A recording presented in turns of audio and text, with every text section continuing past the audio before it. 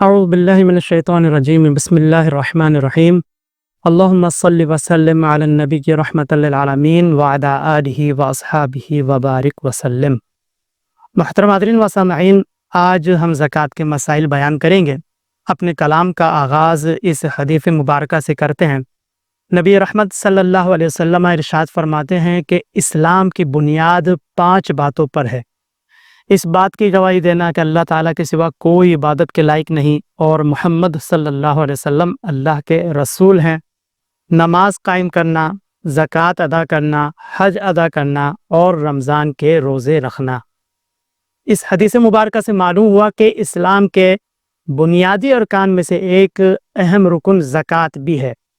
جو نہ صرف ایک مالی عبادت ہے بلکہ ایک مکمل معاشرتی اور اخلاقی نظام بھی ہے۔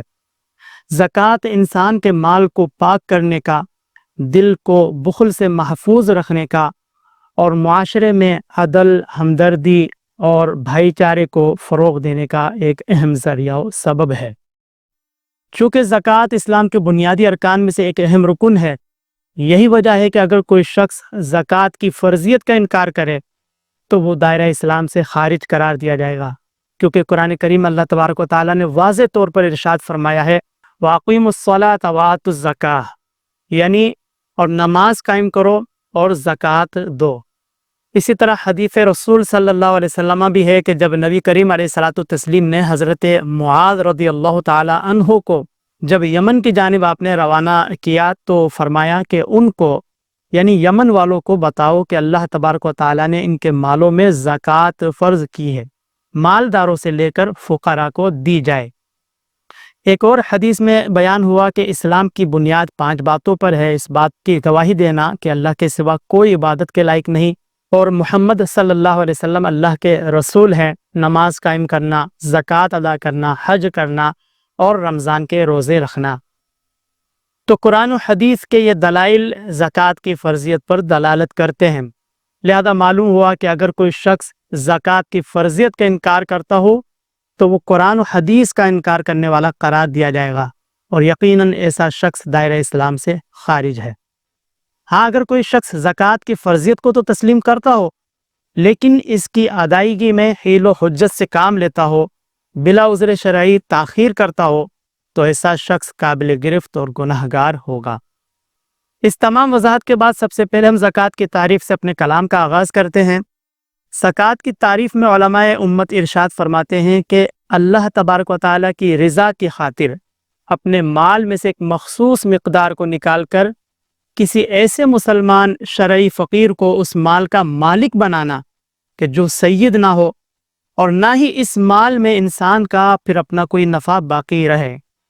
اس تعریف سے معلوم ہوا کہ زکوٰۃ صرف اللہ تبارک و تعالیٰ کی رضا کی خاطر ہی دی جائے گی،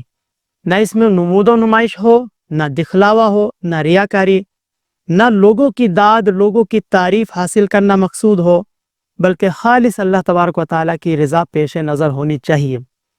لیکن بسا اوقات ہم یہ دیکھتے ہیں کہ ہمارے نادان مسلمان بھائی زکوٰۃ دیتے وقت ان باتوں کا خیال نہیں رکھتے۔ کبھی تو زکوٰۃ دیتے وقت کسی غریب کی تصویر بنائی جا رہی ہوتی ہے، کبھی اس کی مجبوری سب کے سامنے بیان کی جا رہی ہوتی ہے، حالانکہ زکوٰۃ کا اصل مقصد تو دل کو صاف کرنا اور مال کو پاک کرنا ہے۔ لیکن ہمارے نادان مسلمان بھائیوں کا یہ تشہیر کا عمل اس کے بالکل خلاف نظر آتا ہے، جو یقیناً درست نہیں۔ لہذا زکوٰۃ دیتے وقت اللہ تبارک و تعالیٰ کی رضا کو مقدم رکھا جائے، اپنی اس نیکی کا اس طرح ہرگز چرچا نہ کیا جائے، بلکہ خاموشی سے اللہ تعالیٰ کی رضا کی خاطر اس کی ادائیگی کی جائے، اللہ تعالیٰ کی رضا ہی مقصود ہو۔ اسی طرح زکوٰۃ کی تعریف سے ایک بات یہ بھی معلوم ہوئی کہ زکوٰۃ مال کے ایک مخصوص حصے کا نام ہے۔ اب سوال یہ ہے کہ وہ مخصوص حصہ کتنا ہے؟ تو شریعت اسلامیہ نے اس کی مقدار بھی واضح طور پر بیان فرمائی ہے، اور وہ مقدار ہے پورے مال کا 40واں حصہ، یعنی جس قدر بھی انسان کے پاس مال ہو اس کا 40واں حصہ زکوٰۃ ہے، جسے ہم آسانی کے لیے یوں کہتے ہیں کہ 100 کا 2.5%، 10,000 میں 250، 1,000 میں 25، 10,000 میں 250، 1,00,000 میں 2500۔ تو خلاصہ کلام یہ ہے کہ یہ اللہ تبارک و تعالیٰ کا مقرر کیا ہوا حق ہے، جسے کم کرنا یا اپنی مرضی سے بدلنا یہ درست نہیں۔ بلکہ خوش دلی کے ساتھ، اخلاص کے ساتھ ادا کرنا ہی کامیابی کا راستہ ہے۔ اسی طرح زکوٰۃ کی تعریف سے یہ بھی معلوم ہوا کہ زکوٰۃ صرف مسلمان ہی کو دی جائے گی، کسی بھی کافر کو زکوٰۃ نہیں دے سکتے، اگر دی تو زکوٰۃ ادا نہ ہوگی۔ پھر اگر کوئی شخص یہ اعتراض کرے کہ نبی کریم علیہ الصلوۃ والتسلیم کے زمانہ مبارکہ میں بھی تو کفار کو اسلام کے قریب لانے کی غرض سے زکوٰۃ دی جاتی تھی، لہذا آج کے زمانے میں بھی کسی غریب غیر مسلم کافر کو، غیر مسلم پڑوسی کو نیک نیتی کے ساتھ اگر کوئی شخص زکوٰۃ دیتا ہے، اسلام کے قریب لانے کی غرض سے زکوٰۃ دیتا ہے، تو کیا یہ عمل درست نہیں؟ کیا یہ زکوٰۃ ادا ہوگی یا نہیں؟ تو اس کا جواب یہ ہے کہ زکوٰۃ ادا نہ ہوگی، کیونکہ شروع اسلام میں جبکہ اسلام کمزور تھا، اسلام کا ابتدائی دور تھا، دشمنوں کی تعداد زیادہ تھی، دشمنان اسلام کے ضرر کا اندیشہ تھا، کفار کو اسلام کے قریب لانا مقصود تھا، تو اس زمانے میں مختلف طرح کے کفار کو زکوٰۃ دی جاتی تھی۔ جیسے ان کفار کو زکوٰۃ کا مال دیا جاتا تھا کہ جن کے دلوں میں اسلام کی امید تھی، ان کے دلوں کو نرم کرنے کی غرض سے ان کو مال زکوٰۃ دیا جاتا تھا، یا ایسے کفار کو مال زکوٰۃ دیا جاتا تھا کہ جن سے اسلام کو، مسلمانوں کو ضرر کا اندیشہ ہوا کرتا تھا، یا پھر کفار ہی میں سے ایسے اثر و رسوخ رکھنے والے کافر سرداروں کو مال زکوٰۃ دی جاتی تھی کہ جن کے اسلام لانے کی وجہ سے ان کے ماتحت، ان کے پیروکار کے اسلام لانے کے بھی امکانات تھے، یا پھر ایسے نو مسلم افراد کہ جنہوں نے نیا نیا اسلام قبول کیا تھا لیکن ان کے ایمان میں کچھ کمزوری ہوا کرتی تھی، تو اس لیے ان کو زکوٰۃ دی جاتی تھی تاکہ وہ اسلام پر ثابت قدم رہے، لہذا ان کی دلجوئی کے لیے ان کو زکوٰۃ کا مال دیا جاتا تھا۔ تو معلوم ہوا کہ شروع اسلام میں کفار کو صحیح حکمت و مصلحت کے تحت زکوٰۃ ادا کی جاتی تھی، لیکن نبی کریم علیہ الصلوۃ والتسلیم کے ظاہری وصال کے بعد حضرت صدیق اکبر، حضرت عمر فاروق رضی اللہ تعالی عنہما کے زمانے میں جب اسلام مضبوط ہو گیا، مسلمانوں کی تعداد میں اضافہ ہو گیا، تو صحابہ کرام علیہم الرضوان کا اس بات پر اتفاق ہوا کہ اب اہل کفر کو، اب کسی بھی کافر کو، غیر مسلم کو زکوٰۃ نہیں دی جائے گی۔ یہی وجہ ہے کہ آج اس بات پر اجماع ہے کہ اب کافر کو زکوٰۃ نہیں دے سکتے۔ تو حاصل کلام یہ ہے کہ شروع اسلام میں صحیح حکمت و مصلحت کے تحت کفار کو مال زکوٰۃ ادا کیا جاتا تھا، لیکن چونکہ الحمدللہ اب اسلام مضبوط ہے، لہذا کسی بھی کافر کو زکوٰۃ ادا نہیں کر سکتے۔ ضمناً ایک بات یہ بھی یاد رکھیں کہ جس طرح کسی بھی کافر کو زکوٰۃ نہیں دے سکتے، اسی طرح کسی بھی ایسے شخص کو ہرگز زکوٰۃ نہ دی جائے کہ جو اگرچہ کلمہ گو ہونے کا دعوے دار ہو لیکن اس کے عقائد و نظریات میں فساد ہو، خرابی ہو، یعنی ایسا شخص کہ جس کے عقائد و نظریات میں اتنا فساد ہو، اتنی خرابی ہو کہ جس سے دین کی ضروریات کا انکار ہی لازم آ جائے، تو یقیناً ایسا شخص دائرہ اسلام سے خارج ہے، اس کو تو بالکل زکوٰۃ نہیں دے سکتے۔ لیکن ایسا شخص کہ جس کے عقائد و نظریات میں خرابی تو ہو لیکن وہ خرابی اس درجے کی نہیں کہ جس سے وہ اسلام سے ہی خارج ہو جائے، تو فقہی اعتبار سے اگرچہ اسے زکوٰۃ دینا ممکن تو ہے کیونکہ ابھی بھی اس میں اسلام باقی ہے، لیکن بہرحال نہ تو اس قسم کے افراد کو زکوٰۃ دی جائے، نہ ہی ایسے لوگوں کو، ایسے اداروں کو زکوٰۃ دی جائے کہ جو دین کی تعلیمات کو توڑ مروڑ کر پیش کرنے کے حامی ہو، جو شرک و بدعت کے نام پر امت میں شکوک و شبہات پیدا کرتے ہوں، جو اپنے منہج و دعوت کے ذریعے دین کے مسلمہ اصولوں کو کمزور کرتے ہوں، جو علماء امت کی، اسلاف کی، بزرگان دین کی توہین و تحقیر کرتے ہوں، ان کو نگاہ حقارت سے دیکھتے ہوں، ان کو ہرگز زکوٰۃ نہ دی جائے، کیونکہ زکوٰۃ صرف ایک مالی فریضہ ہی نہیں بلکہ دین کی تقویت اور امت کی اصلاح کا ایک بہترین ذریعہ ہے۔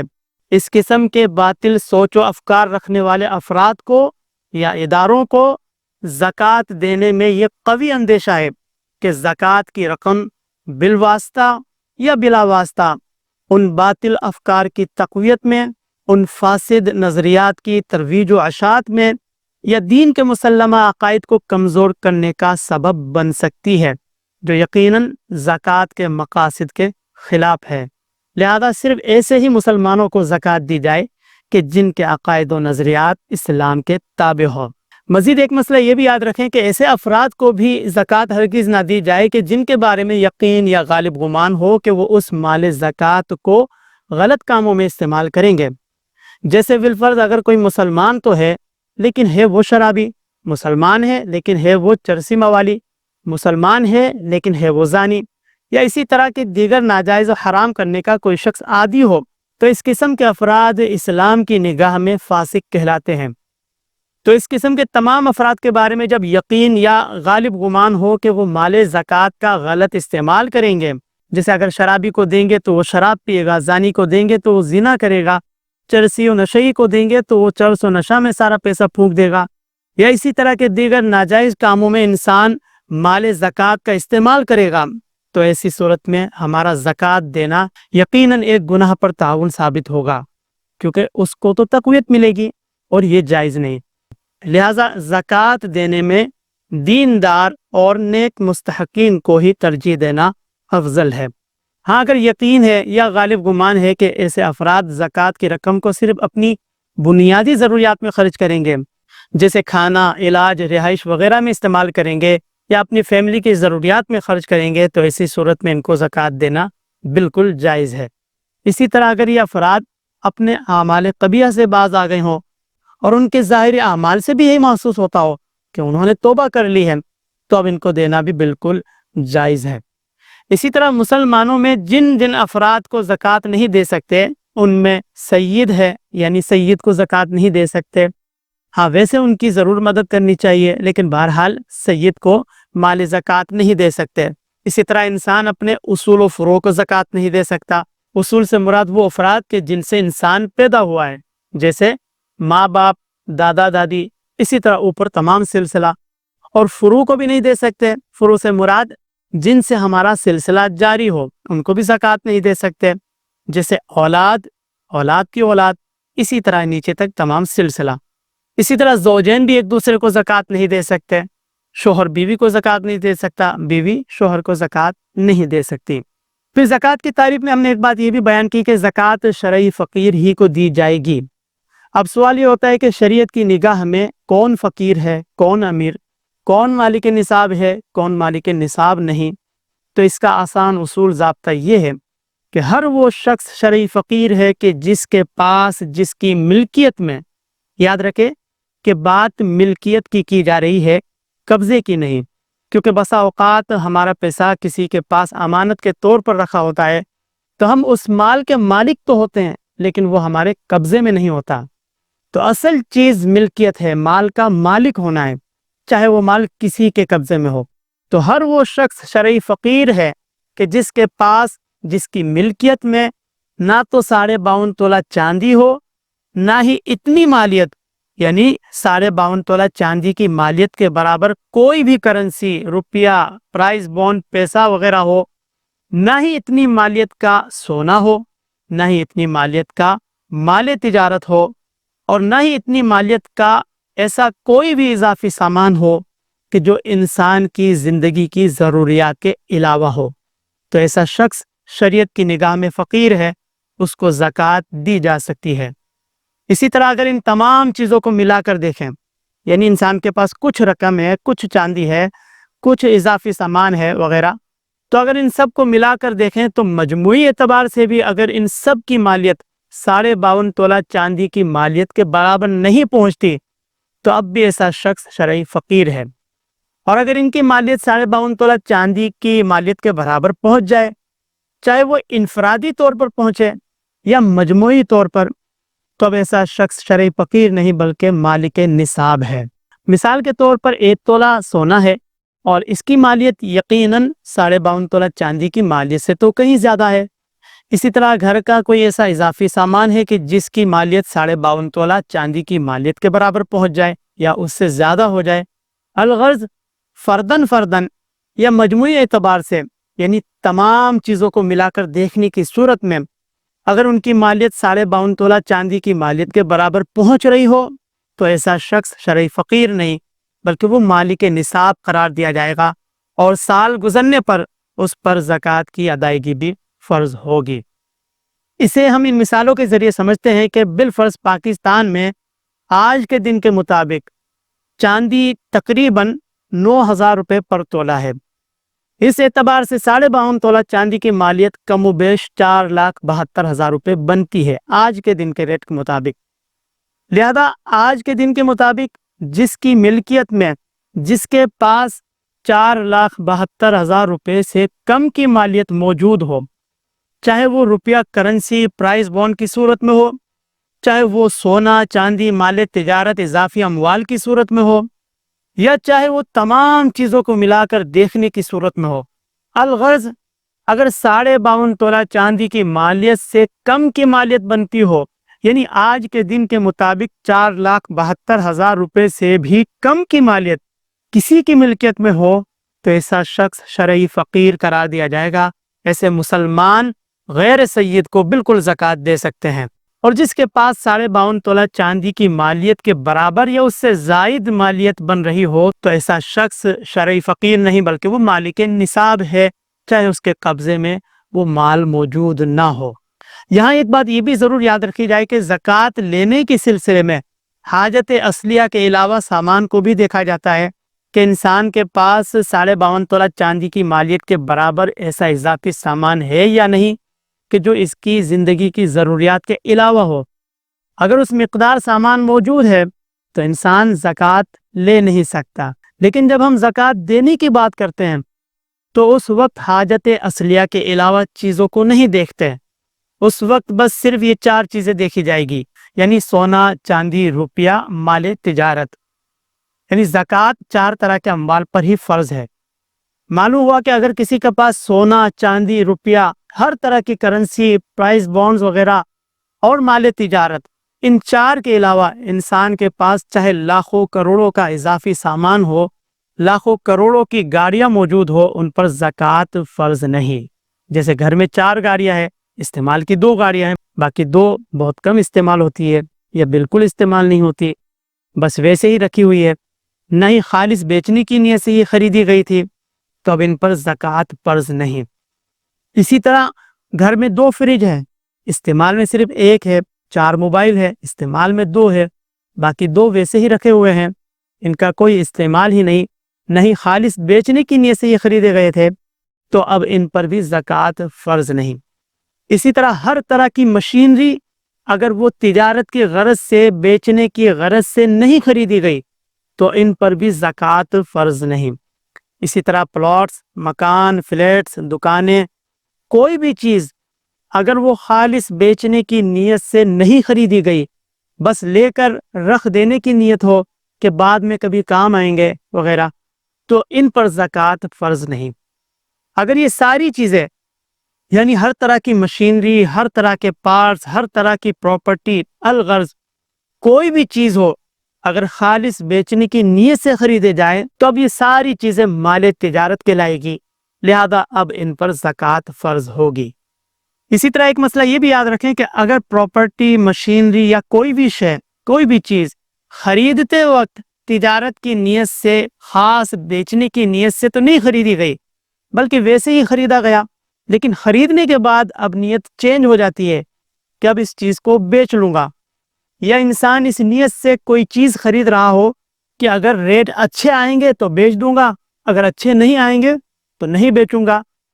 تو اگر اس نیت سے بھی کوئی چیز خریدی گئی ہو تو اب اس پر بھی زکوٰۃ فرض نہیں، کیونکہ اس میں اصول ضابطہ یہ ہے کہ اگر خریدتے وقت خالص بیچنے کی نیت سے چیز خریدی جائے گی تو ہی وہ چیز مال تجارت کہلائے گی، لہذا اس پر شرائط کے ساتھ زکوٰۃ فرض ہوگی، ورنہ زکوٰۃ فرض نہ ہوگی۔ تو خلاصہ کلام یہ ہے کہ جب بات زکوٰۃ دینے کی ہو تو اب 4 چیزیں دیکھی جائے گی، سونا چاندی روپیہ، اس میں ہر طرح کی کرنسی شامل ہے، اور تجارت کا مال۔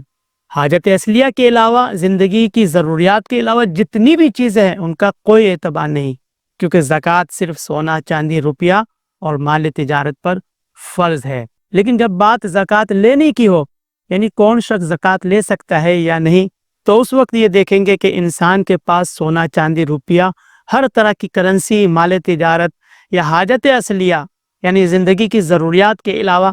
کوئی بھی ایسی شے ہے کہ جو فرداً یا مجموعی اعتبار سے 52.5 تولہ چاندی کی مالیت کے برابر پہنچتی ہے یا نہیں۔ اگر پہنچتی ہے تو انسان زکوٰۃ لے نہیں سکتا، اگر اس سے کم ہے تو وہ شرعی فقیر ہے، لہٰذا زکوٰۃ لے سکتا ہے۔ یعنی زکوٰۃ کی تعریف میں ہم نے یہ بات بیان کی کہ اللہ تبارک و تعالیٰ کی رضا کی خاطر اپنے مال میں سے ایک مخصوص مقدار کو نکال کر کسی ایسے مسلمان شرعی فقیر کو اس مال کا مالک بنانا کہ جو سید نہ ہو، اور نہ ہی اس مال میں انسان کا پھر اپنا کوئی نفع باقی رہے۔ تو اس تعریف سے معلوم ہوا کہ شرعی فقیر کو مال کا مالک بنانا ضروری ہے۔ لہذا معلوم ہوا کہ مال زکوٰۃ نہ تو براہ راست مساجد میں لگائی جا سکتی ہے، نہ مدارس میں، نہ ہاسپٹل میں، نہ ہی کسی ادارے میں، کیونکہ یہ ساری چیزیں ایسی ہے کہ ان میں تملیک یعنی مالک بنانے کی شرط نہیں پائی جاتی، لہذا زکوٰۃ ادا نہ ہوگی۔ ہاں اگر کوئی ادارہ ایز اے وکیل زکوٰۃ لے،